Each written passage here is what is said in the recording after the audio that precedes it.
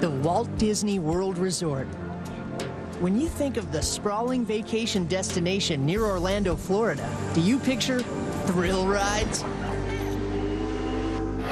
Well, you should, because they've got some of the most awesome rides around, and you won't find them anywhere else. Only at Disney can you plunge 13 stories in a runaway elevator, get chased by a man-eating dinosaur, go 0 to 60 in 2.8 seconds, or battle the elements as you blast into space. Attractions that stand at the apex of modern ride design. Disney's greatest Thrillmakers. Now, for the first time, you will see these rides like never before as we take you behind the scenes and inside Disney's most intense ride experiences to find out what makes them tick. How do you drop faster than the speed of gravity? How do you replicate the sensation of a space launch? And what goes on inside of us?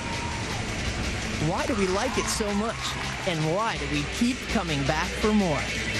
With the help of some Imagineers, lipstick cameras, a ton of experts, and 6 brave riders, we'll find out now in Disney's Thrillmakers.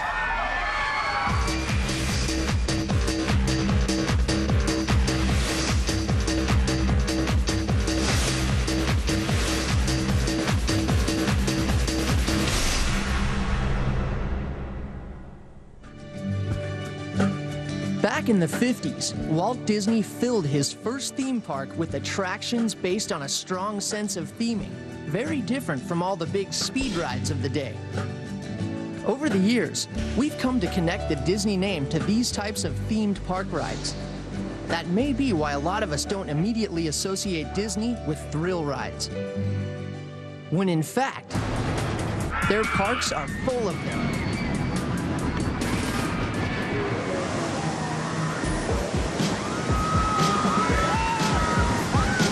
So then, what is a Disney thrill ride? What makes them different from other rides around the world? And why do people seek them out, scream like crazy, and go back for more? What happens to our bodies as they're subjected to the power these rides dish out?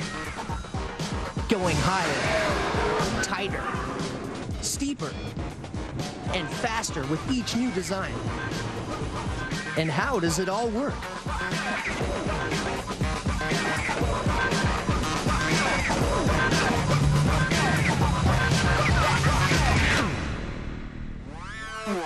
The definition of a thrill varies from person to person, from expert to expert. A thrill to me is not a thrill to you. It should accelerate your heartbeat. Thrill is a form of play. The hippocampus in the brain is a very primitive organ, which I think where all the thrills come from. If it doesn't excite your system, then it's simply not thrilling. There are different categories of thrill rides out there. In this show, we'll look at a few of them, all found at the Walt Disney World Resort in Florida. A drop ride, a dark ride, a catapult coaster, high-speed reality, and the newest type of ride, one that defies classification, Mission Space. To help us understand all these thrills, and to show what makes them so special, we got 6 people to be our thrill riders. I've never really been adverse to thrill rides, but I never really actively sought them out either. I'm kind of an engineering geek. In fact, this is what I want to do with my life. I want to design these thrill rides here in the parks. I love speed. I like to jet ski. I like motorcycles. I like skydiving. Ever since I was a little kid, I've been such a Disney fanatic. My parents used to bring me here almost every summer, and I could never get enough. I'm not afraid of anything. I love thrill rides, except water. I hate water rides with a passion. I've always had a fear of heights. My friends are always driving me crazy, trying to drag me on different rides, and I just never wanted to go.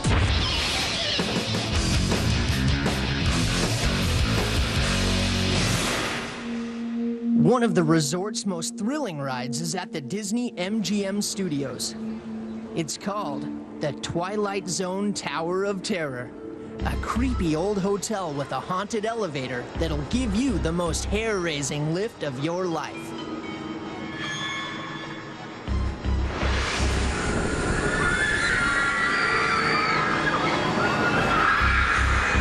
199 feet, the Tower of Terror is the tallest theme park attraction at the resort. Some call it the best attraction Disney has ever created. The Tower of Terror attraction is sort of unlike anything else in the world. It's sort of like something you really don't want to go on, but you're drawn toward it for some reason. Why are we drawn toward this eerie orange building looming over the park? This Hollywood Tower Hotel? What is its story? Why does it lure us? The story of Tower of Terror sets you up for some unexpected thing. You're into a mystery and you really don't know what's going to happen next. We wanted something that was really, really different, where you just walked away saying, that's the most frightening thing, I don't ever want to ride that again, quick, let's go back and get in line. That's the type of mindset we wanted.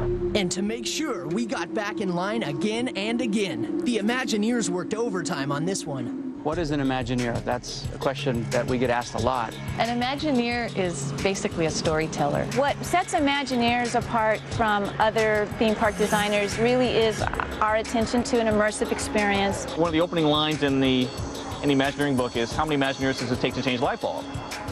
Well, does it have to be a light bulb? I mean, that's sort of the mindset of an Imagineer. I've never been on Tower of Terror before, and if it weren't for the show, I don't think I would go. I'm just petrified of drops. I've always been terrified of heights. This is a really big deal for me. I'm scared of this ride. The building itself is just completely creepy, and it feels like you've just walked into the Twilight Zone. And so you enter the hotel and walk through an ornate lobby, once elegant, but now sadly covered with cobwebs and dust. Something dreadful must have happened here. The attention to detail in there is very critical to setting up the story that this event has taken place, dramatically affected not only the architecture of the hotel, but all the guests, because there's nobody there. Nobody but you, alone in the library, where high in a corner sits a television. This, as you may recognize, is a maintenance service elevator, still in operation, waiting for you. We invite you, if you dare, to step aboard, because in tonight's episode, you are the star. And this elevator travels directly to the Twilight Zone. Finally, you are led to the hotel's boiler room, scattered with rusty, outdated equipment. Guests enter this dark, very ominous-looking boiler room. And that's done very purposefully. It layers not only the storytelling, but it also builds anticipation. It is here that the bellhop loads 22 of you onto what looks like a rickety old service elevator. Welcome everyone to the Hollywood Tower Hotel. My name is Darlene and I will be your bellhop for today. When you've decided not to take the chicken exit, you go forward. We're gonna go. It can't be that bad. You know, I see kids with Mickey Mouse hats riding it, so it can't be that bad. And so you bravely step into your elevator and take a seat. And you begin to slowly rise into the Twilight Zone. You're pulled up to your first floor, and the doors open, and you're looking out into a typical floor you'd see in a hotel. You see the hall going down, you see rooms on both sides, and then you see the ghosts that inhabit the hotel. And they're beckoning you, come with us, come with us. And of course, we're not going in with them. We know what the deal is. But you get sucked in anyway. And just as quick, the doors shut, and you're pulled to another floor, deeper into the Twilight Zone. And now you know, again, dark, probably not a good thing, really, really dark, and we're moving in, we're moving in, we're moving in. So when we stop, then it really gets scary. Scary because this is it. The moment you've been waiting for. Or dreading.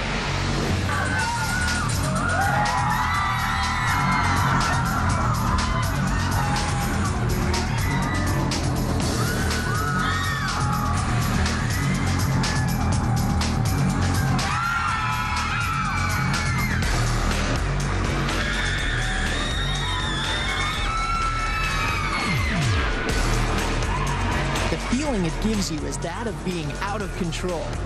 There's a reason for that. Instead of dropping you down the shaft, we actually pull you down the shaft. We pull you faster than gravity. It's not like jumping out of an airplane where you're just falling at 1G. You're actually, picture being pulled out of an airplane straight down. If you've ridden the tower before and think you've been there, done that, think again. Because the tower has changed. The experience is now totally unpredictable. It is completely random, so the guests have no control. The elevator is in control.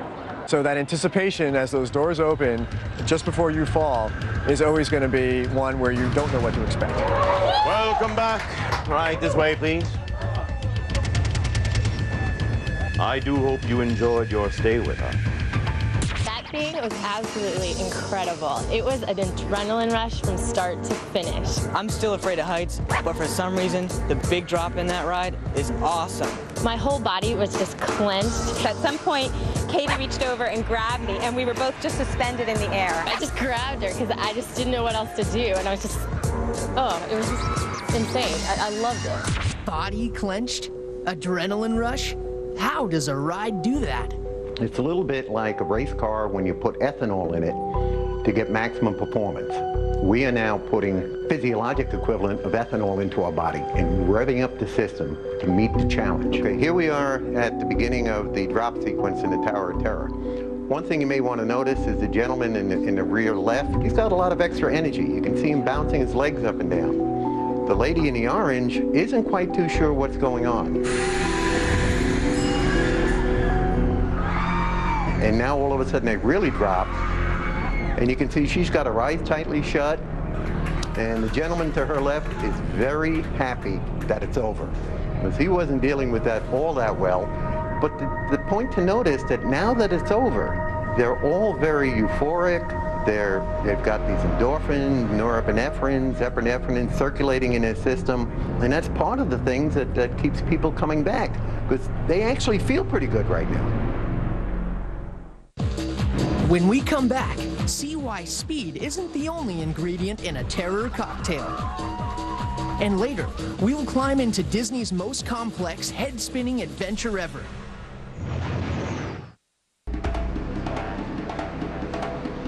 Here at Walt Disney World, our thrill riders have made it through the first of our ride experiences, seeing firsthand how a haunted elevator can pump up anyone's adrenaline.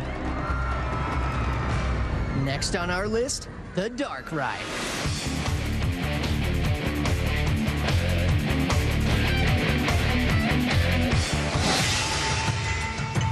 Disney's Animal Kingdom. Part animal, part theme park thrill. This is where they keep Dinosaur, a dark ride with teeth.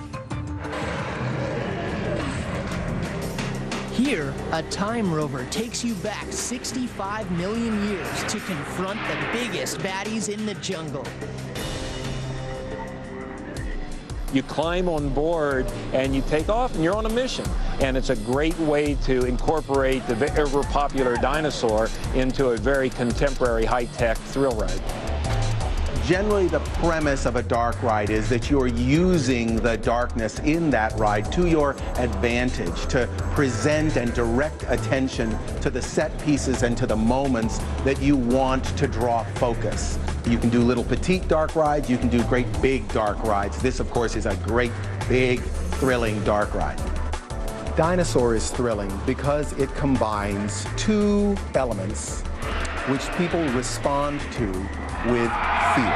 And those two elements are something that's trying to eat you in the dark.